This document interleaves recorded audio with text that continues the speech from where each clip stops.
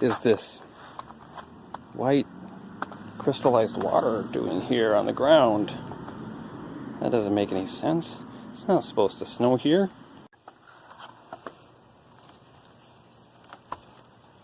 Sounds strange. Sounds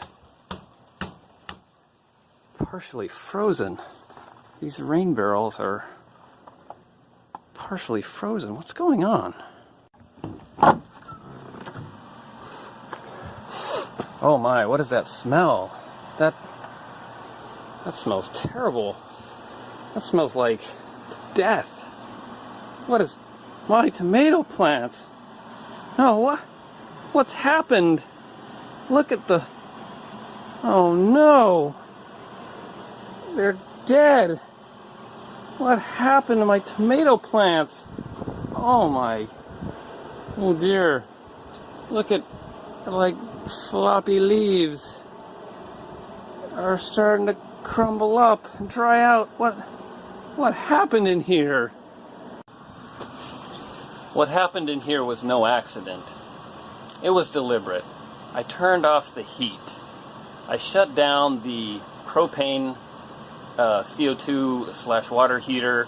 I turned off the backup electric heater, and I've just kept on the geothermal, and I've let temperatures in here over the past 3 nights get very, very cold. Even at one point dropped below freezing. So that is the explanation why my tomato plants are all dead. Not everything is dead, of course. This is my pepper plant. It's still alive.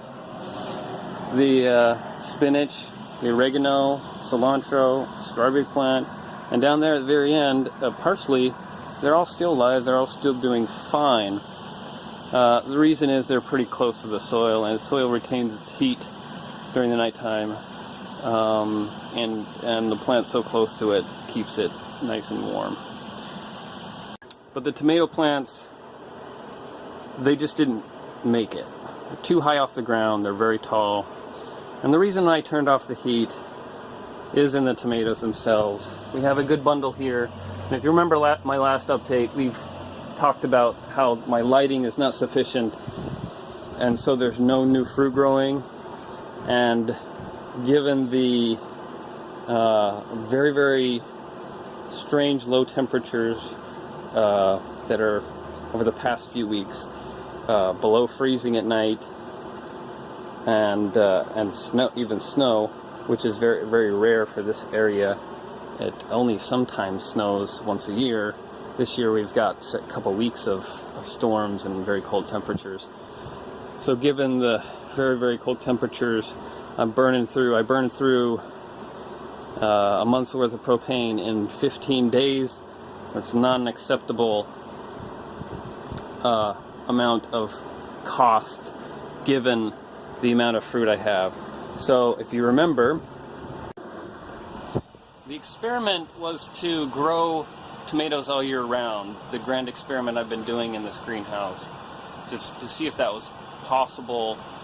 I know it's possible, just figuring out how to do it. So that's been the experiment and the purpose of what I'm trying out right now. But it's also, you can't exceed the costs, right? The costs cannot exceed how much fruit I'm getting on my returns, basically. So if I'm going to be producing things at a loss, that's not acceptable. That's a failure criteria for me. And so, given a number of conditions, the abnormally cold weather, but also the lack of insulation. I've only got one layer, or two. Well, I've got 2 greenhouse layers, but they're not inflated. So there's no insulation. Without the insulation, I would be able to maintain the temperature in here. It's going to cost more, and those costs right now with the lack of fruit, just too much. So I've got a plan how I'm going to fix the situation, but for right now I'm postponing the experiment. I'm going to let these plants die. I'm going to get some new plants in. I'll tell you more about the plan in the next video, so stay tuned for that. But for right now, experiment is postponed, and we'll get that fixed. We'll get the insulation fixed, we'll get the lighting fixed, and I think you'll be impressed with the plan moving forward. The only source of heat has been this geothermal unit, and it's actually produced performed decently. It turns on at about 7 C at nighttime and above 15 C during the day, so it stores the heat during the day and it uses that heat at night when it gets cold enough. I worry about the temperature when it drops below 3 Celsius. That's when I think tomato plants start having these types of symptoms. So this is actually what's kept it from being even worse, kept these plants alive. It's kept it mostly above freezing. It did get to -1 Celsius when it was about -7 outside. So it has performed well considering there's no